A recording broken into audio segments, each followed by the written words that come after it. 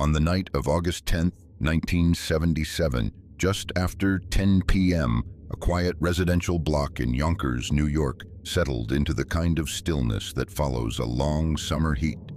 The city had spent more than a year gripped by fear. Headlines shouted the same name, Son of Sam. Couples avoided parked cars. Parents kept teenagers home.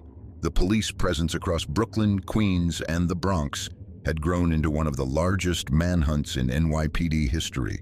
And yet the killer remained anonymous, unpredictable, and eerily mobile. What finally broke the case was not a dramatic chase nor a confession, but a simple traffic ticket. Detectives had been reviewing hundreds of reports near the site of the last shooting on July 31, 1977, in Brooklyn, the attack that killed Stacy Moskowitz, the final victim. Amid dozens of witness statements, one detail stood out. A woman had seen a suspiciously parked yellow Ford Galaxy near the crime scene shortly before the attack. NYPD investigators pulled parking summons records from that night. One vehicle matched. The ticket had been issued only minutes before the shooting. The car was registered to David Berkowitz, 24 years old, living in Yonkers. For weeks, the name had meant nothing, but now detectives noticed something uncanny. Berkowitz lived only a few buildings away from the address mentioned in one of the bizarre letters the Son of Sam killer had sent to the police, a coincidence too striking to ignore. As the heat pressed down on the city, NYPD detectives drove quietly to 35 Pine Street, a brick apartment building perched above a steep hill. They arrived late at night, not wanting to alert neighbors. The block was dim, the streetlights hazy in the humidity. Officers spread out in silence. The yellow Ford Galaxy sat where the records said it would be. Through the car window, with the beam of a flashlight, they saw a bag filled with ammunition, another containing a handgun, and a letter addressed to a police captain. It was enough for probable cause. They stepped back, strategizing. No sirens, no spotlight. The department didn't want a confrontation with a killer who shot without hesitation. Just before midnight, the building's front door opened. A young man with a relaxed stride walked toward the car, carrying nothing, dressed in plain clothes, almost nondescript. When he reached for the door handle, detectives stepped forward quickly, weapons drawn, voices low but firm. "David," one detective said, "don't move." Berkowitz froze. For a moment, it seemed he might run. Instead, he turned slowly, expression calm, almost curious. His eyes were tired, unfocused, as if he had been expecting this moment, or welcoming it. The detective opened the car door, removed the gun from the front seat, and looked directly at him. Then came the quiet words that would enter NYPD history. "Now that you've got me, what's your next move?" He smiled faintly, not triumphant, but hollow. Another detective leaned in. "You know why we're here?" Berkowitz nodded once. "Well," he said, "I guess you know. I'm Sam." He didn't struggle, didn't argue, didn't deny anything. The long manhunt, 13 shootings, 6 dead, 7 wounded, a city terrorized, ended not with force, but with that soft, unsettling surrender on a late summer night.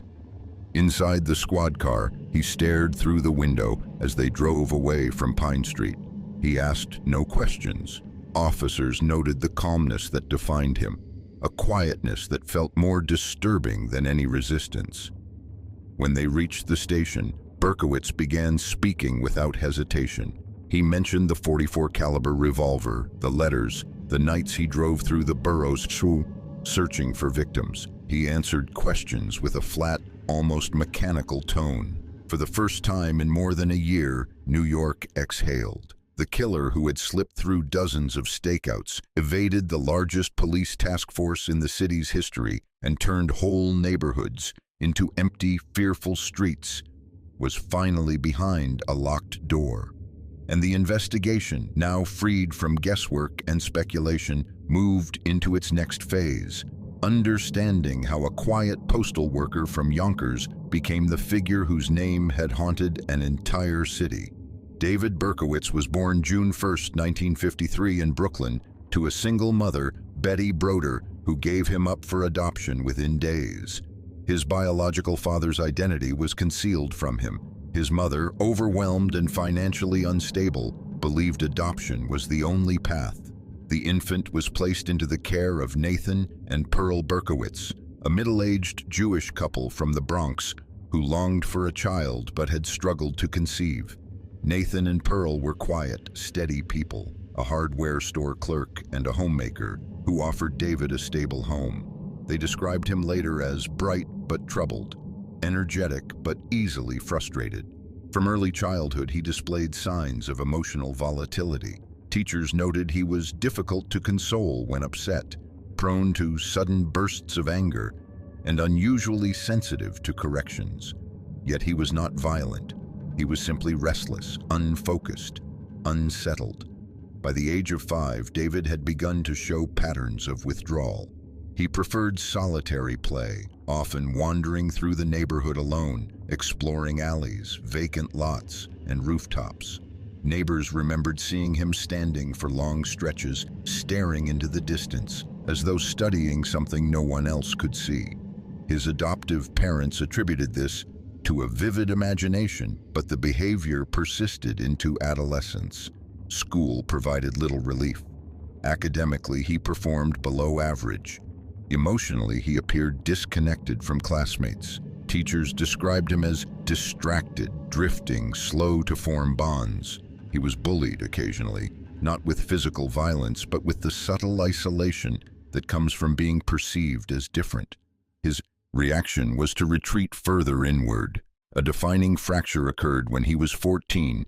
Pearl, the adoptive mother to whom he was deeply attached, died of cancer. The loss destabilized him. Nathan remarried quickly, hoping to restore domestic stability, but David felt displaced, resentful, and increasingly alienated from the home in which he had grown up. Friends later recalled that his behavior became erratic: long absences from home, declining grades, a growing fascination with fires, night wandering, and small acts of vandalism. Around this time, David began seeking answers about his origins. When he discovered that he was adopted, the revelation struck him with quiet violence. He confronted his adoptive father, demanding to know the truth. Nathan provided only partial answers. David then located his biological mother, meeting her briefly as a teenager. Instead of closure, the meeting left him feeling rejected anew. He later described it as confirmation that he had been unwanted from the beginning. By 18, he enlisted in the U.S. Army, hoping structure would stabilize him. Military life provided routine, but not relief. Fellow soldiers described him as socially isolated, yet generally cooperative. He completed his service without incident, but his time in the Army did not resolve the growing disquiet inside him. After discharge, he returned to New York, drifting through jobs before settling into work as a postal sorter, a position that offered predictability but little fulfillment. In 1974, shortly after returning, David legally changed his name to David Berkowitz, aligning himself fully with his adoptive parents. But the symbolic gesture did not ease his growing paranoia and loneliness. He lived alone in small apartments in the Bronx and Yonkers, often spending nights driving without purpose through the boroughs. Co-workers later recalled he was polite but distant, the kind of person who was present physically but felt absent emotionally. During these years, he began writing disjointed diaries filled with frustration, confusion, and a sense of profound isolation. He recorded feelings of invisibility, resentment toward the world, and an emerging belief that forces beyond him were shaping his fate.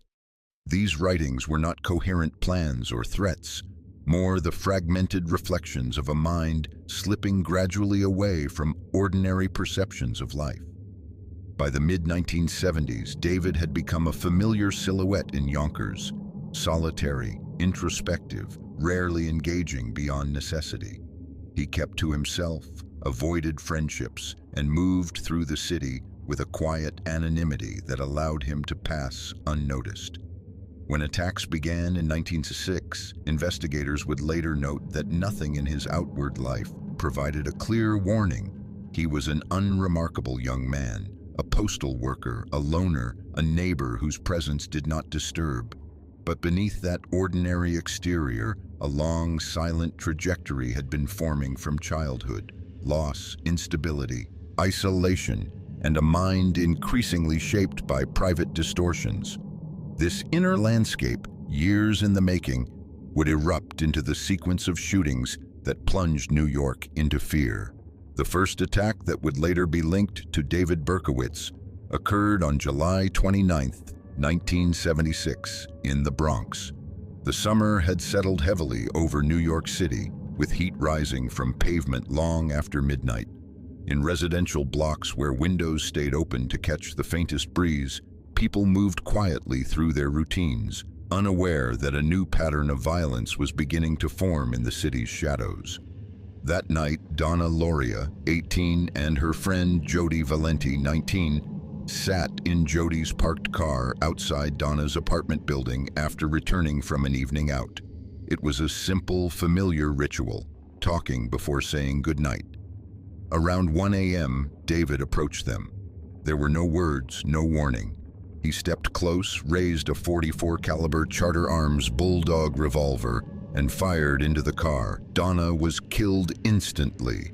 Jody was struck but survived. The neighborhood awoke to screams, lights flickering on across the block. Police arrived within minutes, but the shooter had already disappeared into the night. At the time, investigators viewed the attack as a targeted shooting or a random act of violence. There was no pattern yet, no reason to suspect the beginning of a series. The heat wave pressed on, and life in the Bronx returned to its rhythm, though a quiet unease lingered. The second shooting came on October 23, 1976, in Flushing, Queens. Carl Denaro, 20, and Rosemary Keenan, 18, were sitting in a parked car when the windows exploded inward under the force of gunfire. Carl was severely injured, but he survived. Rosemary escaped unharmed.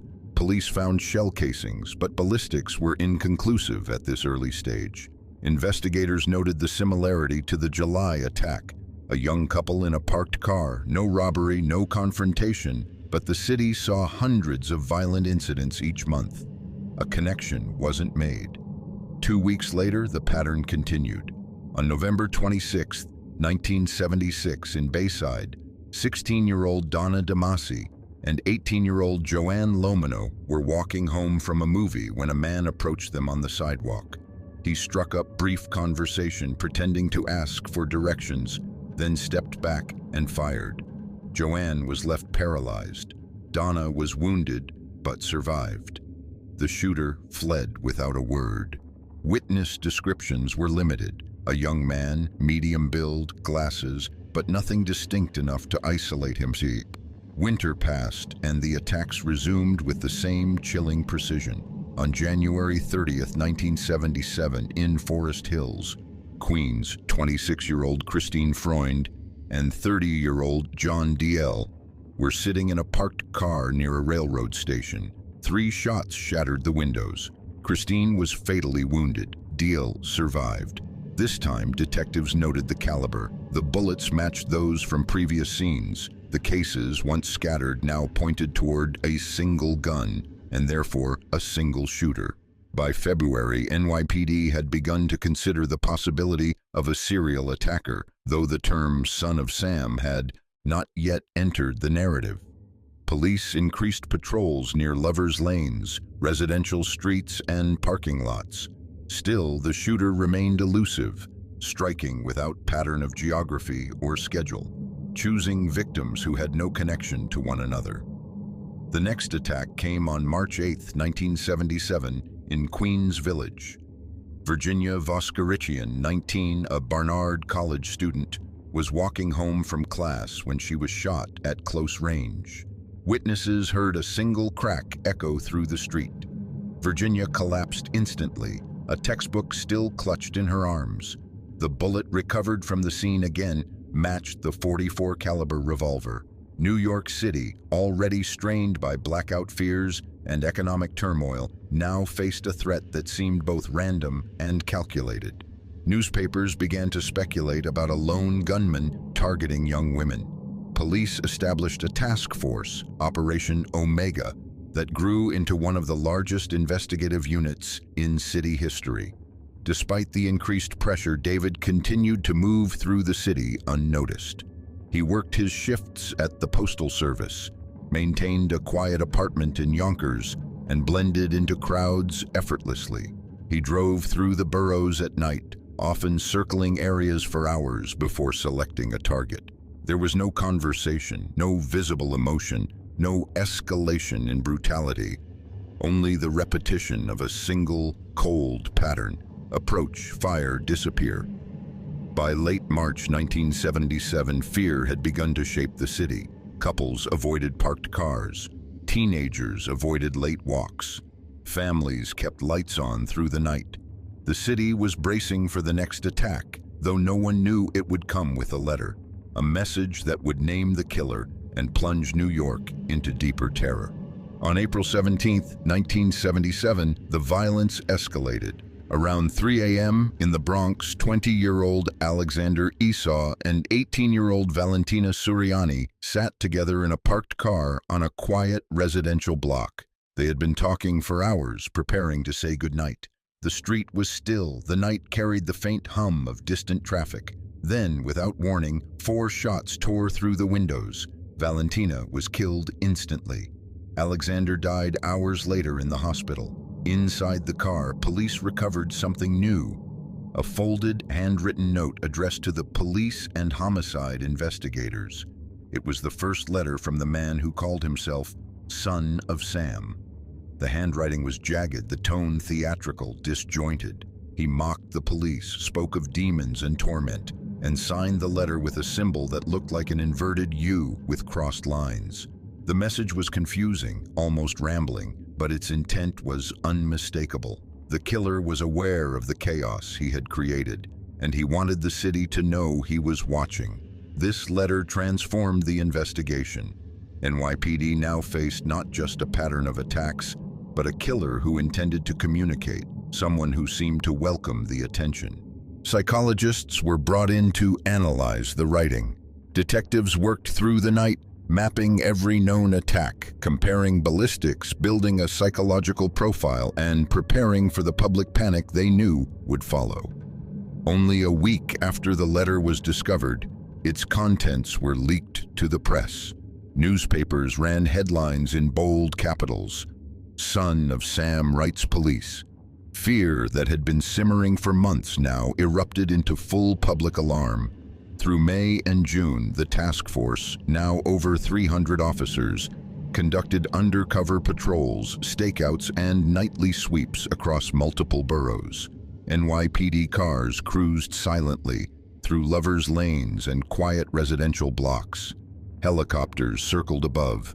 The city lived in a state of heightened vigilance, yet the killer remained invisible.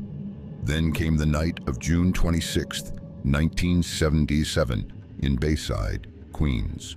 Sal Lupo, 20, and Judy Placido, 17, sat together in a parked car after leaving a party.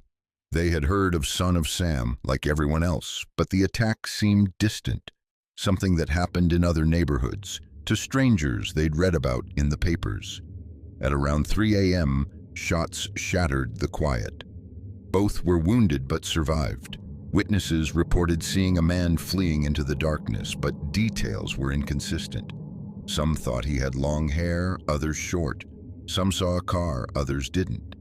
The task force increased its presence again, operating at maximum capacity, but David continued to slip through surveillance with unnerving ease.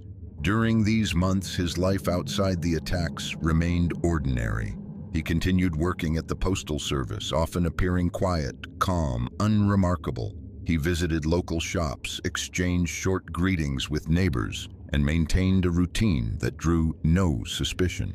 His apartment in Yonkers was cluttered, dimly lit, but outwardly unremarkable. No one who crossed paths with him imagined him capable of orchestrating a reign of fear across New York City. On July 31, 1977, the final attack occurred. Brooklyn, near the Shore Parkway. The night was hot and windless, typical of a New York summer. Robert Violante, 20, and Stacy Moskowitz, 20, were parked near a playground after spending the evening together. They sat close, talking softly, the air thick with humidity. Just after 2 a.m., David approached the car from the passenger side. He fired 3 times through the window. Stacy was fatally wounded. Robert survived but was left permanently blind in one eye. This final shooting would become the pivotal moment in the case, not because of David's actions, but because of what happened minutes before. A resident had noticed a suspiciously parked yellow Ford Galaxy near a fire hydrant and reported it. A parking summons was issued. The vehicle would soon become the thread that unraveled everything. But on that night, at that hour, the killer vanished yet again into the city's vastness, leaving behind chaos, shattered glass, and the final echo of his .44 caliber revolver. By early August, the task force had narrowed its focus. Witness reports, ballistic matches, and the growing map of shootings formed a pattern that was becoming clearer. The city waited for answers with growing urgency. The investigation was about to pivot from fear and rumor to precise, actionable evidence. The next link would come not from the crime scenes, but from bureaucracy. A traffic ticket written at exactly the right time pinned beneath a wiper blade on a yellow car in Brooklyn. The final phase of the early attacks unfolded in the weeks leading up to David Berkowitz's arrest, as New York drifted deeper into a mixture of fear, exhaustion, and relentless speculation. By August 1977, the Son of Sam case dominated the city's consciousness. Newspapers sold out before dawn. Late-night radio hosts debated theories. Couples avoided parked cars. Police patrolled in unmarked vehicles, their presence unmistakable even without sirens. Behind this public tension, the killer moved quietly, commuting from his Yonkers apartment to the Bronx post office, driving long loops through Queens and Brooklyn after sunset, looking for scenes that matched the pattern he had constructed. By this time, NYPD's Operation Omega had grown into a massive investigative machine. Detectives cross-referenced thousands of interviews, reviewed incident maps pinned across entire walls, and studied the killer's letter for clues about personality and geography. The city felt divided between two forces: millions hoping the nightmare would end, and investigators who feared another attack was imminent. The aftermath of the July 31st shooting intensified everything. The death of Stacy Moskowitz and the wounding of Robert Violante became front-page news across the country. It was the first attack with a large number of witnesses nearby. Several people recalled seeing a man loitering near cars. Others described a figure disappearing into a wooded area beside the Belt Parkway. But one detail became crucial. A resident had seen a yellow Ford Galaxy parked illegally on the block minutes before the shooting. This small piece of ordinary paperwork, a parking citation, would soon prove more valuable than months of surveillance.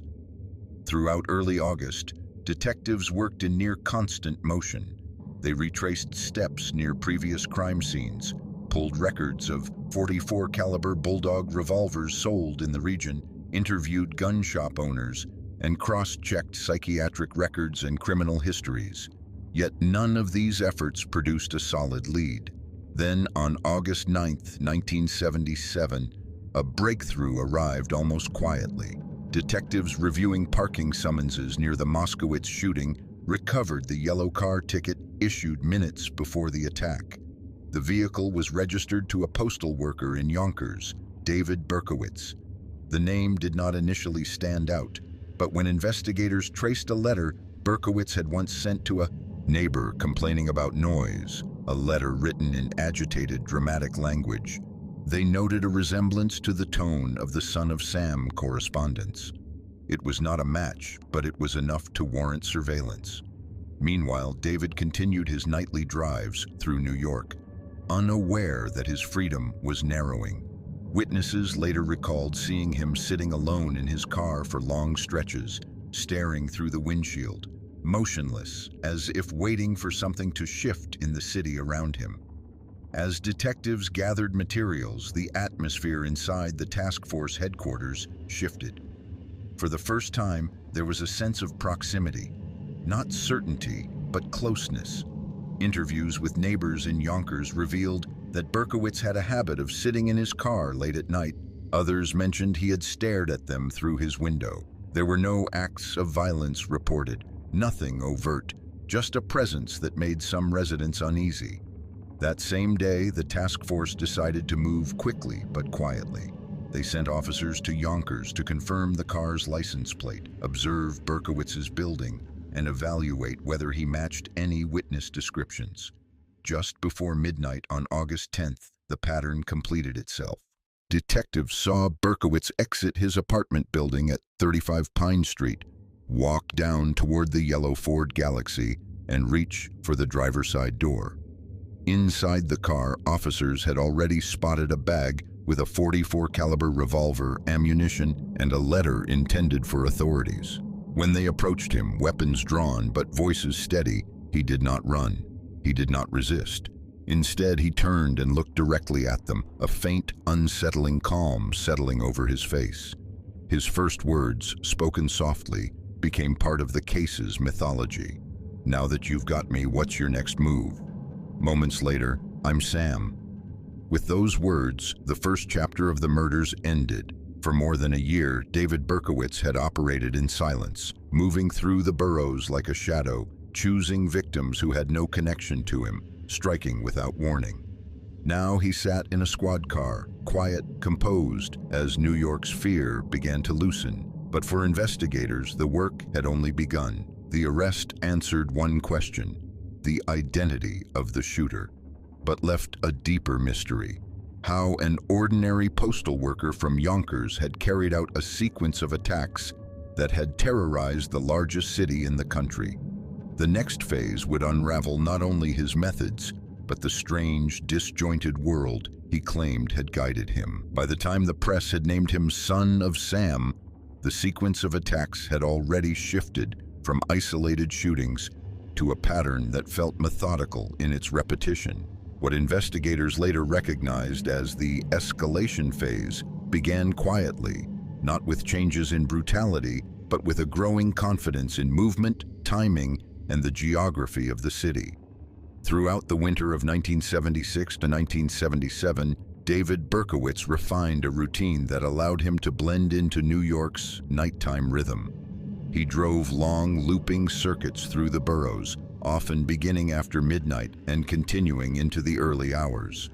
The routes changed, the neighborhoods changed, but the underlying logic remained the same.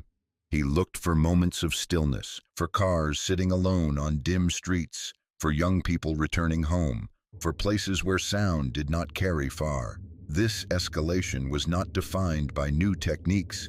He continued using the same .44 caliber Charter Arms Bulldog revolver, but by a sense of ease in choosing locations. In the early attacks, he had moved quickly, firing and fleeing with palpable urgency. By early 1977, witnesses began reporting something colder: a man approaching a vehicle with measured steps, disappearing into the darkness without stumbling or rushing. There was no panic in the aftermath, only distance. The investigation, growing in scale, unknowingly contributed to this transformation. The more NYPD flooded specific neighborhoods with patrols and plainclothes officers, the more David adjusted, shifting from the Bronx to Queens, then into Brooklyn, striking in places where the sense of normalcy still lingered. Detectives later noted that he seemed to anticipate patrol patterns, not through inside knowledge, but through the simple observation of where the city grew tense and where it relaxed. A critical moment in this escalation came after the March 8, 1977 murder of Virginia Voskerichian. She had been walking home from class in a quiet Queens neighborhood when she was shot once, directly beneath the porch lights of nearby homes.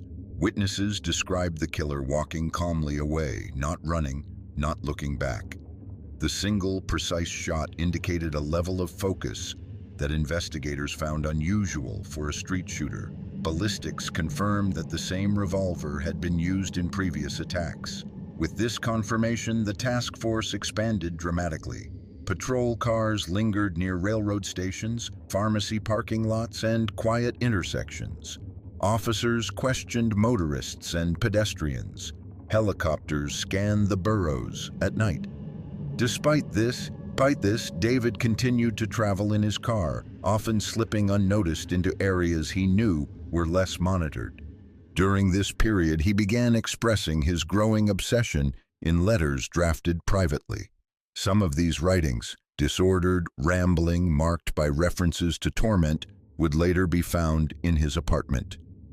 Others, notably those sent to police and newspapers, signaled a shift in his relationship to the crimes. He no longer merely acted, he wanted to be acknowledged. This desire for presence, for recognition, intensified during the escalation. The killing on April 17, 1977, of Valentina Suriani and Alexander Esau marked another step in this direction.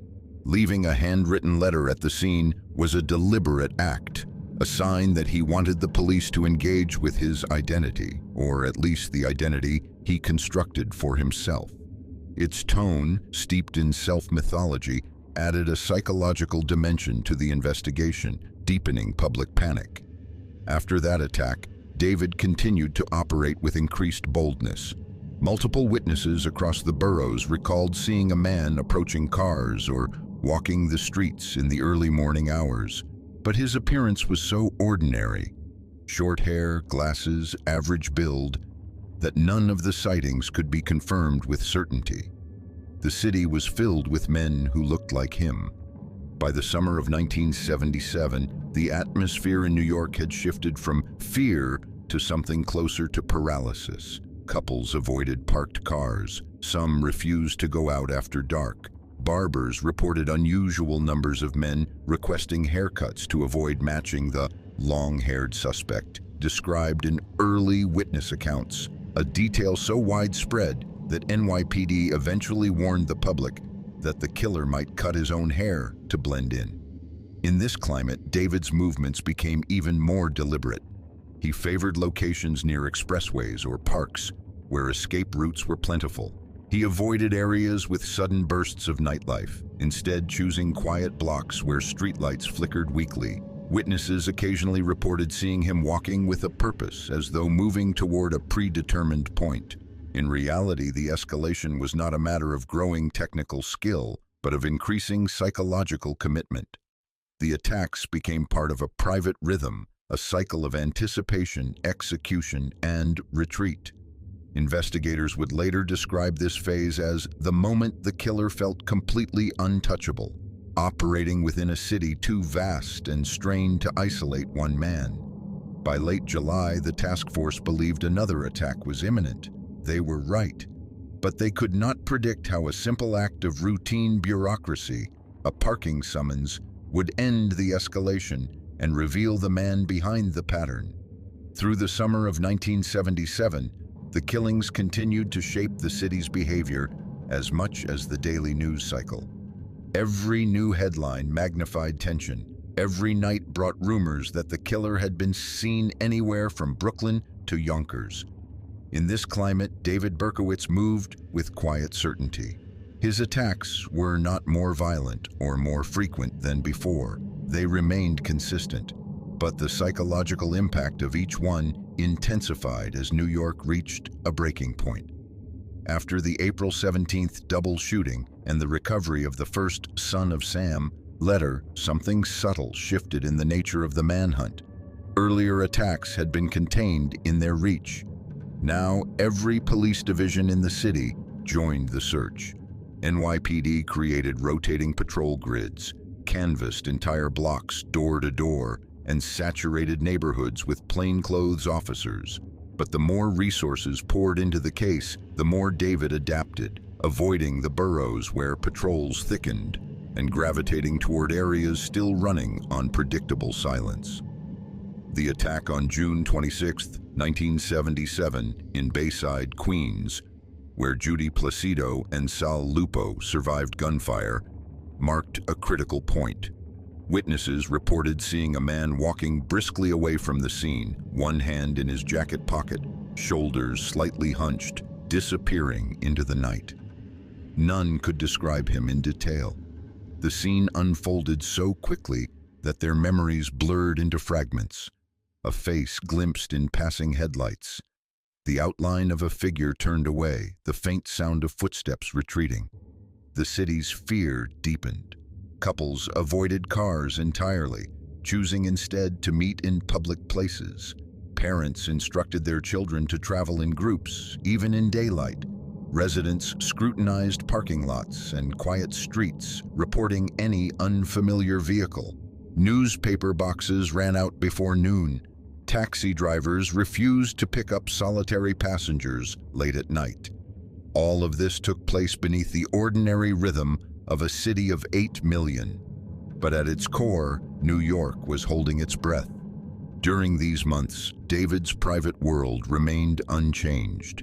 His apartment in Yonkers was small and disorderly, with stacks of papers, letters, and boxes of belongings. Neighbors found him strange but quiet. He came and went at irregular hours, often sitting alone in his car well past midnight. No one realized these nighttime vigils were part of the pattern. Quiet moments before he drove into the city to search for another target. Operation Omega, the task force created specifically to catch the killer, operated almost continuously that summer. Detectives compiled timelines of gun shop purchases, cross-referenced every registered .44 caliber bulldog, and tracked down hundreds of tips.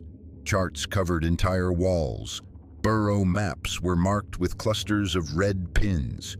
Yet the city was too large, the potential suspects too many, and the killer too ordinary in appearance to isolate. What investigators didn't know was that David was watching the coverage closely. He read the newspapers, noting which details the police believed, which theories they dismissed, and how the public reacted. But unlike some serial offenders, he did not alter his method to mislead authorities. His killings remained steady in pattern and execution. The only evolution, and the heart of the escalation, was his sense of inevitability. He believed he would not be caught. Two details made the task force's job harder. First, attacks occurred across multiple boroughs, each with its own precincts and investigative rhythms. Second, the killer struck only sporadically, with weeks or months between shootings. That distance worked to his advantage, dissolving urgency between attacks and complicating predictive efforts. Still, police sensed a convergence point. After the June shooting, detectives noticed a shift in his movement. The killings were drifting southward, toward Brooklyn. Patrols increased near parks and expressways, especially in neighborhoods where young couples gathered after dark. On July 31st, 1977, the escalation reached its final point. That night, David drove into Brooklyn along a familiar route. He circled the Shore Parkway area several times, watching parked cars, searching for the stillness he relied on.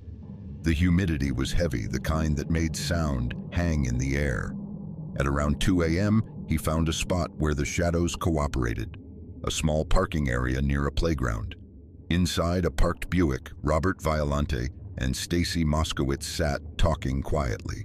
They didn't see him approach. The shots came suddenly. 3 flashes, glass breaking, a brief cry. Stacy was mortally wounded. Robert survived, but with lasting injury. The killer slipped into the darkness, disappearing between trees and street lamps. This final attack contained the detail that would break the case. Minutes earlier, a neighbor had noticed a suspicious yellow Ford Galaxy parked near a fire hydrant. Thinking it unusual for the block, she wrote down part of the plate number. Moments later, an NYPD officer issued a parking summons on the same car. Neither witness nor officer knew it, but they had recorded the single mistake in David's otherwise consistent routine. As the city reeled from the last attack, NYPD finally held the thread that could tie the pattern to a name. And with that thread, the escalation phase, which had lasted more than a year, was nearing its end.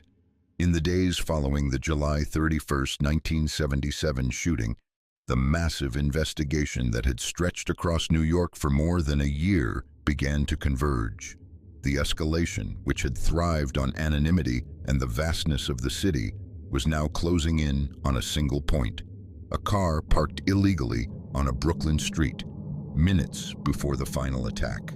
At first, the yellow Ford Galaxy seemed like just another detail in a case filled with thousands of them. The block where the shooting occurred had been crowded. Witnesses reported dozens of people passing through the area that night. But when detectives sorted through parking summonses near the scene, the ticket stood out because of its timing. It had been issued just before the gunfire. The car's registration traced back to David Berkowitz, a postal worker living in Yonkers. Detectives were struck by the simplicity of the lead, a routine citation that had survived only because a patrol officer had done his job on an unremarkable night. But before moving in, investigators needed confirmation. They interviewed neighbors along Pine Street in Yonkers, piecing together impressions of the man behind that license plate. The accounts were unsettling, though not criminal. Some residents recalled David sitting alone in his car for long stretches, staring forward without expression. Others mentioned unusual hours, the sound of his door closing late at night, or the strange energy of someone who seemed both present and distant. A few described odd letters he had written to neighbors, argumentative and rambling, echoing the theatrical language in the Son of Sam notes. Meanwhile, detectives searched the New York City Parking Violations Bureau for any record connecting Berkowitz to other neighborhoods involved in the case. A pattern emerged. Traffic tickets and car sightings placed him near multiple boroughs at odd hours. None of this proved guilt, but combined with ballistic evidence, letter analysis, and the July 31st timeline, it strengthened the growing suspicion. Operation Omega, which had been stretched thin for months, began focusing their efforts on Yonkers. Surveillance teams positioned themselves discreetly near Berkowitz's building. They observed him entering and leaving without apparent concern. His movements were calm, predictable. There was no sign that he sensed the tightening perimeter. By August 9th, detectives had confirmed enough supporting details to justify a closer inspection. They reviewed a copy of a letter he had written to a woman living downstairs, a note filled with agitated, accusatory phrasing. When compared against the earlier Son of Sam letters, the tone was disturbingly similar, disordered, dramatic, tinged with resentment. While not identical in handwriting, it reinforced the belief that they were circling the right man. That same evening, detectives met with Yonkers police to prepare the approach. The plan was simple: watch the car, observe Berkowitz, and wait for the moment when probable cause would allow them to act. They did not want a confrontation in daylight or on a crowded street. David carried a revolver. He had proven he could fire quickly and without hesitation. The escalation, the silent pattern of movement, the long drives, the calculated selection of isolated moments, was about to collapse under its own weight. Late on August 10th, a humid Wednesday night, the street outside 35 Pine Street settled into quiet.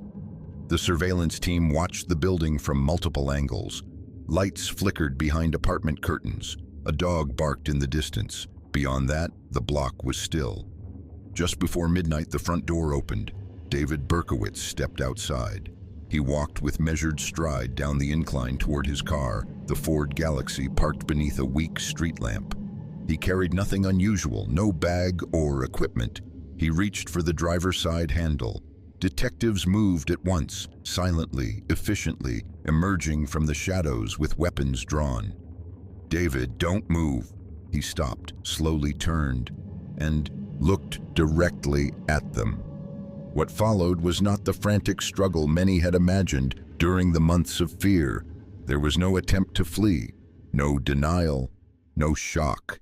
Instead, with a faint, hollow calm, he said the words detectives would repeat in statements for decades. "Well, you got me." And when one officer asked if he knew why they were there, he responded, "I'm Sam." Inside the car, detectives found a .44 caliber Bulldog revolver, ammunition, and a letter intended for law enforcement, confirming the connection beyond doubt. The escalation that had defined the Son of Sam case, a year of sporadic violence, letters, shifting boroughs, and sleepless nights across the city, ended not with a chase, but with a quiet surrender on a Yonkers street.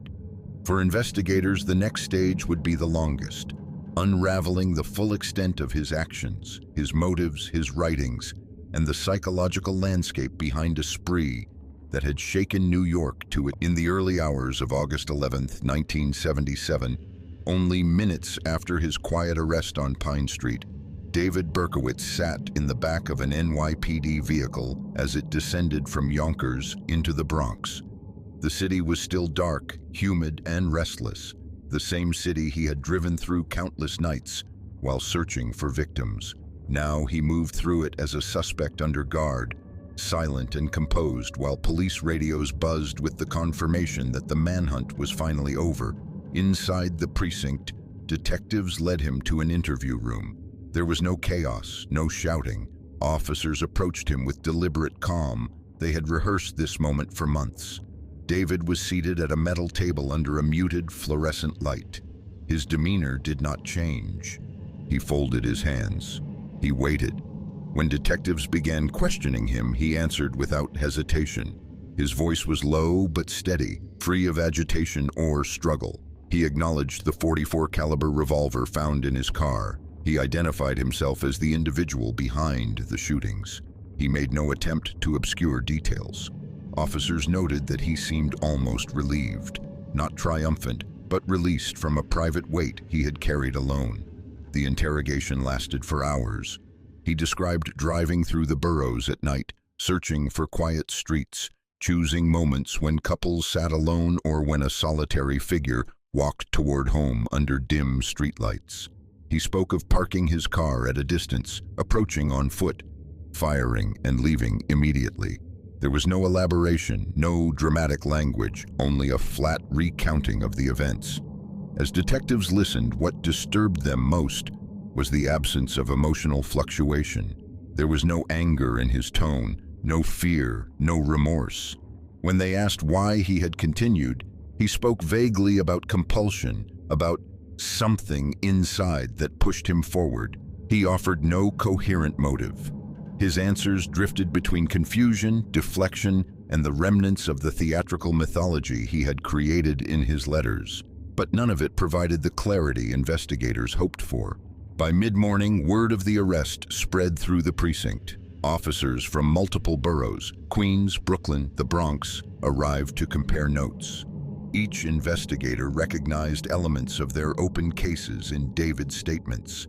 Ballistics matched, the timing matched, witness descriptions matched.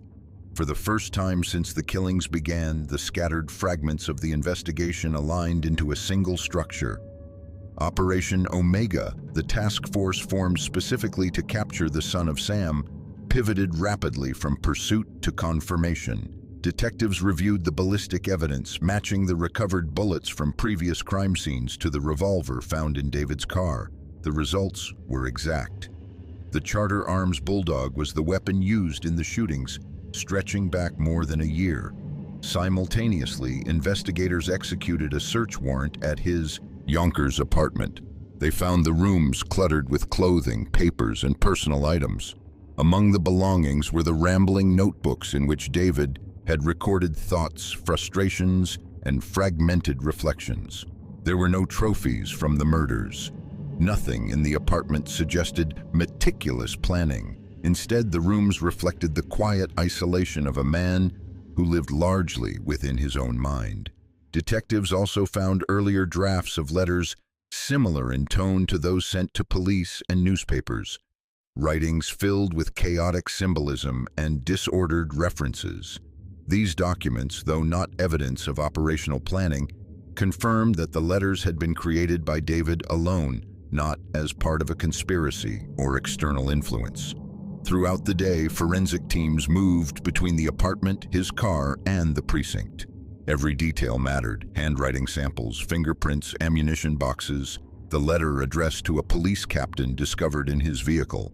All evidence converged toward the same conclusion. Meanwhile, the city reacted with a mixture of relief and disbelief. Crowds gathered outside precincts. Reporters pushed microphones through barricades, shouting questions to officers who offered only the confirmation that a suspect was in custody. For the first time in more than a year, headlines spoke not of fear, but of arrest. Yet inside the interrogation rooms, detectives felt the gravity of the task ahead. The arrest had ended the spree, but the investigation was just beginning. They needed to reconstruct every attack, verify every confession, and build a case capable of withstanding courtroom scrutiny. They needed to understand the man sitting quietly across from them, a postal worker who had moved through the city unnoticed while carrying out one of the most widely publicized series of shootings in American history.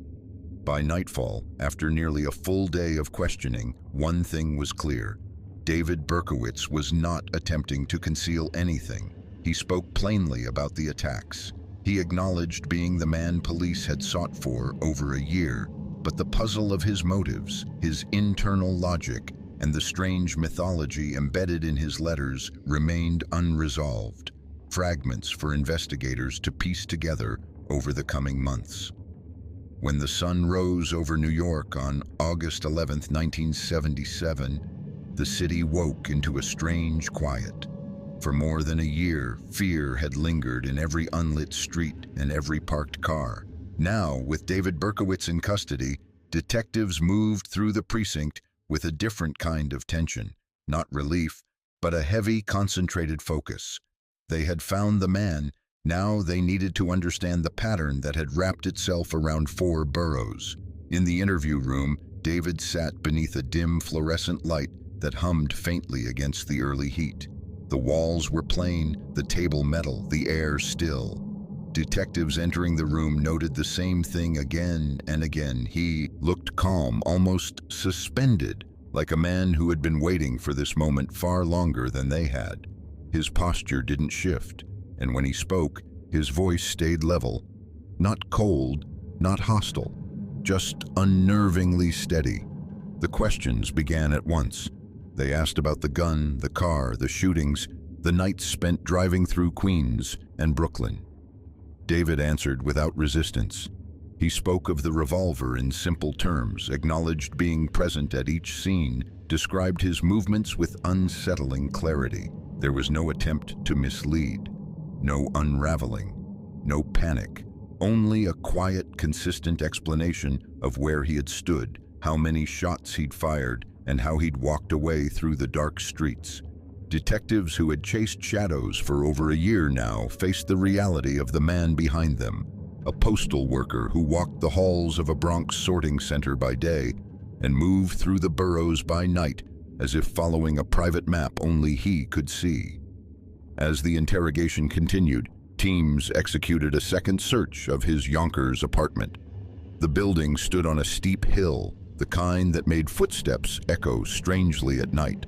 Inside the small, cluttered rooms, officers moved cautiously, making sense of disordered piles of clothing, unopened letters, and notebooks filled with fragmented thoughts.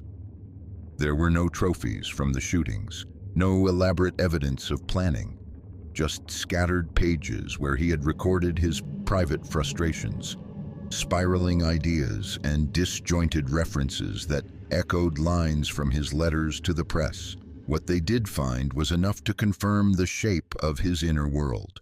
Isolated, agitated, closed in on itself. The scraps of writing did not explain the murders, but they illuminated the state of mind that had preceded them.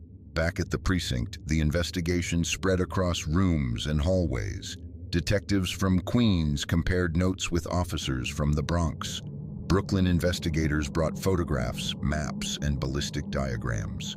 In each detail, the angle of shattered glass, the recovered bullets, the witness timelines, David's statements aligned with the physical evidence. The revolver found in his car matched the signatures on shells collected from scenes going back to July 1976.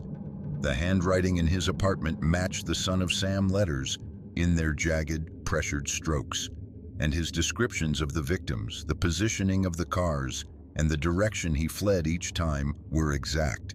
disturbingly exact. Outside, the press intensified. Crowds gathered behind the barricades, calling questions toward officers who pushed past them with silence and lowered eyes. Many in the city felt a kind of disbelief that the man responsible for so much terror looked like someone they might ignore on the subway or pass in a supermarket aisle. Reporters hammered out updates before each briefing even ended. Editorials questioned how one person could have eluded an entire city, slipping between boroughs like a figure in a story told late at night. But inside the precinct, the work was sober and methodical.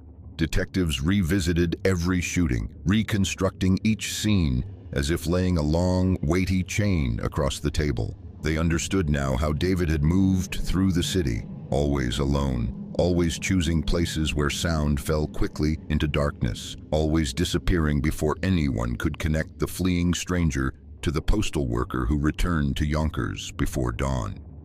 Through the second day, David remained cooperative. He did not elaborate beyond what detectives asked, but he did not conceal anything either. When they pressed him on motives, his answers drifted, vague and fragmented. The investigators realized they would never receive a coherent psychological explanation. There was only the fact of the acts themselves.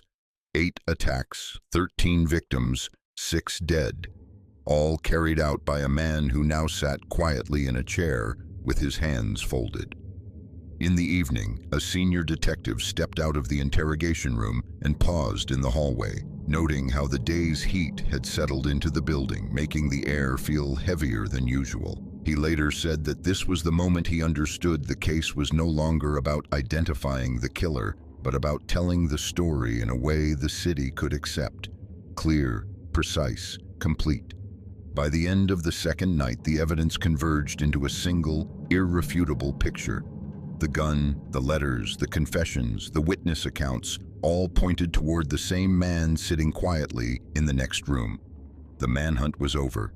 The explanation had begun, but the full weight of what had happened and why would unfold slowly in courtrooms, in psychiatric evaluations, and in the long, quiet hours that followed the city's first breath of relief in more than a year. In the days that followed, the investigation deepened into a slow, meticulous descent through every moment of the past year. Detectives who had once roamed through boroughs with urgency now moved with a different kind of weight. The knowledge that the man responsible was already seated in an interview room, quietly recounting the events that had reshaped New York's nights. The task force spread out across tables, hallways, and borrowed offices. Maps of the city were unrolled and pinned, marked with dates and initials. Each red circle represented a moment of violence. Together they formed a constellation that had hovered over the city without a name until now. Investigators compared these maps with Berkowitz's statements, tracing the paths he described. Routes taken through empty streets, turns made at familiar corners, the way he drifted between boroughs, like someone moving through a dream that only he could interpret. As each detail aligned, detectives understood how he had slipped past them. There had been no pattern they could rely on, no motive that clarified his choices, no connection between victims. Everything had been bound only by opportunity, by the quiet moments he sought and the city provided. The interrogation sessions continued with the same unnerving calm. David sat with his hands loosely folded, answering questions as though recounting a sequence he had memorized. He named locations with ease, remembered the weather on certain nights, recalled where he had parked, how far he walked, the angle from which he fired. There was no embellishment, no pride, no visible remorse, only a clear familiarity with the events, as though speaking about something that had long been settled in his mind. Detectives noted the odd duality. He was coherent and measured, yet adrift in explanations. When asked why he had continued, his words tangled into vague references to compulsion, isolation, and impulses he struggled to describe. Nothing he said clarified a motive.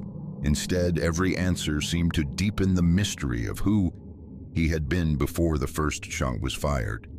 Meanwhile, the evidence gathered through months of searching now fit together with unnerving precision. Ballistic reports confirmed the identity of the weapon beyond doubt. The letters found in his apartment echoed the tone of the ones that had taunted police. The timeline he described fit seamlessly into the chronology of attacks. Multiple survivors recognized details in his voice and manner, and a citywide search for any sign of accomplices returned the same answer repeatedly. There had been none. Everything he had done alone. Outside the precinct, the atmosphere grew strange, a mixture of relief, disbelief, and a quiet kind of grief. Crowds gathered behind police barriers, hoping for a glimpse of the figure who had altered the rhythm of their nights. Some felt anger, others curiosity, but most felt the echo of a fear that was only beginning to recede. Newspapers rushed to print special editions. Radio hosts tried to explain the case to listeners who still left lights on at night out of habit. Inside, detectives worked with subdued concentration. At times, the building felt almost silent, broken only by the rustle of case files or the low murmur of officers comparing observations. A sense of solemn purpose filled the rooms, not triumph, but responsibility. The city needed the truth, the complete truth, not the rumors that had circulated for months. As the final pieces were assembled, prosecutors stepped in to prepare charges. They reviewed every statement, every map, every photograph. Their role was not to interpret why the shootings had happened, but to prove how they had. And the proof was now overwhelming. 8 attacks, 6 deaths, 7 wounded, 1 revolver, and a man who had confessed to each act with unwavering consistency. In late August, as preparations began for the formal arraignment, David Berkowitz was transferred into secure custody. The city quieted around the news. The man whose actions had shaped the behavior of millions was no longer driving through empty streets or walking toward parked cars. He was behind locked doors, watched constantly, his world reduced to a narrow corridor and a cell. For the detectives who had chased shadows for more than a year, a particular kind of exhaustion set in. The exhaustion that comes after prolonged vigilance, when adrenaline finally recedes and leaves only the memory of the chase.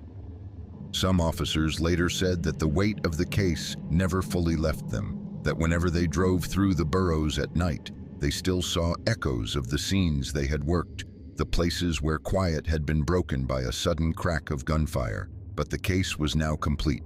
The man who had moved through the city like a phantom had been brought into the light. The next and final step, the courtroom, the sentence, and the long aftermath, would close the story for the city, but not erase the year of fear it had endured. When the court proceedings began in May 1978, the atmosphere around the courthouse felt markedly different from the frantic months that had preceded the arrest. New York was no longer gripped by nightly fear, but something colder remained, a collective memory of the long summer when the city held its breath. Now, instead of searching the shadows, detectives, families, and reporters gathered in quiet hallways, waiting for the legal process to turn months of terror into a formal verdict. David Berkowitz entered the courtroom under heavy guard. He moved with the same slow, deliberate posture that had unsettled officers during his arrest. There was no spectacle in his demeanor, no visible remorse, no defiance. He simply took his seat at the defense table, hands folded, eyes cast downward, as though observing proceedings from a distance. Dozens of reporters filled the benches, notebooks open, pens lifted, waiting for some dramatic outburst or confession. But the trial did not unfold in theatrics. It unfolded in documentation, the weight of evidence assembled piece by piece. Prosecutors presented ballistic reports confirming the .44 caliber revolver found in Berkowitz's car as the weapon used in the shootings. Detectives testified about the letters, the maps, the interviews, the search of the Yonkers apartment. Survivors recounted the moments when quiet streets erupted in gunfire, Their voices were steady but marked with the memory of sudden violence. At every session, Berkowitz listened with a stillness that felt unnatural, as though the events described belonged to someone else entirely. But when asked to speak, he did not dispute the facts. Instead, he gave brief, muted answers, acknowledging responsibility while offering no attempt to explain motive. Earlier psychiatric evaluations had determined that he was competent to stand trial, aware of his actions, able to follow proceedings, and fully understanding the charges brought against him. In the end, there was little suspense in the legal outcome. On May 8th, there was little suspense in the legal outcome. On May 8, 1978, David Berkowitz formally pleaded guilty to the 6 murders and the additional attempted murders linked to the Son of Sam attacks. The courtroom was silent as the judge read the charges one by one. Each count felt like a step taken back through the year of fear, each name a reminder of the nights when New York stood still. On June 12, 1978, the sentence was delivered. The judge imposed 6 consecutive life terms, a structure ensuring that Berkowitz would never walk free. The decision reflected the scale of the crimes and the profound trauma inflicted on the city. As he was led from the courtroom, he did not look at the crowd, nor at the reporters waiting behind the railing. He moved with the same quiet composure he had maintained since the night he was arrested, disappearing down a corridor lined with uniformed officers. For New York, the trial marked the end of the public chapter. But for Berkowitz, the next phase would unfold far from the city he had terrorized, in the slow, confined passage of time behind prison walls. After the sentencing, David Berkowitz was transferred from the courthouse to the state correctional system, entering a world far removed from the crowded streets and sleepless nights that had shaped his final year of freedom. The prison's interior felt colder than the courtroom, not in temperature, but in the sense of permanence. Here, there were no reporters, no detectives, no drawn maps of boroughs, only the quiet sound of metal doors closing behind him. He was placed under strict supervision, initially confined to a maximum security facility where movement was limited and isolation was routine. Guards who encountered him during those early days noted the same unsettling calm. He followed instructions without resistance, spoke minimally, and kept to himself. His world, once defined by long drives through sleeping neighborhoods, had shrunk to a narrow cell with a bed, a small desk, and a barred window that admitted little light. For the state, his future was already sealed. 6 consecutive life sentences left no possibility of release, no avenue for a return to the world he had once navigated with nocturnal precision. Over time, he was transferred through several institutions, eventually settling in Shawangunk Correctional Facility, and later Sullivan Correctional Facility in upstate New York, where he remains to this day. His days are structured by routine, regulated meals, limited recreation, monitored interactions, silence. Outside the prison walls, the legacy of the Son of Sam case persisted. New York spent years dissecting the failures and successes of the investigation. The fragmented jurisdiction across boroughs, the massive scale of Operation Omega, the role of the press, and the unexpected break provided by a simple parking ticket. The case influenced police coordination protocols and shaped future approaches to serial crime in large metropolitan areas. For the families of the victims, the sentencing did not offer closure in the cinematic sense. Many expressed relief that the man responsible would never again walk free, but the weight of loss endured. For survivors who lived through the attacks, the courtroom testimonies reopened memories that never faded entirely. The city, too, carried a lasting memory. A year when nighttime routine became ritual caution, when streetlights felt insufficient, when the sound of a distant car window closing could draw a shiver of instinctive fear. In the decades that followed, Berkowitz remained largely withdrawn from public attention, speaking only occasionally through written statements or interviews granted from behind prison walls. His explanations for the shootings shifted over time, sometimes framed as delusion, sometimes as remorse, but none altered the factual record established in court. The core of the case remained unchanged. 8 attacks, 13 victims, 6 deaths, and a city transformed by a sequence of moments that arrived without warning. Inside his cell, time moved differently. Days accumulated into years, marked not by seasons or city life, but by the regulated rhythm of prison routine. The man who once traversed boroughs in the early hours of the morning now walked only short distances in confined spaces. The noise of traffic was replaced by the steady clang of metal gates and the murmur of distant voices. The story of David Berkowitz did not end with revelation or transformation. It ended with confinement, an unbroken line of days stretching into the future, each one the same as the last. For New York, the case became part of its history, retold in documentaries, books, and articles, a reminder of how a single year of violence can ripple across decades.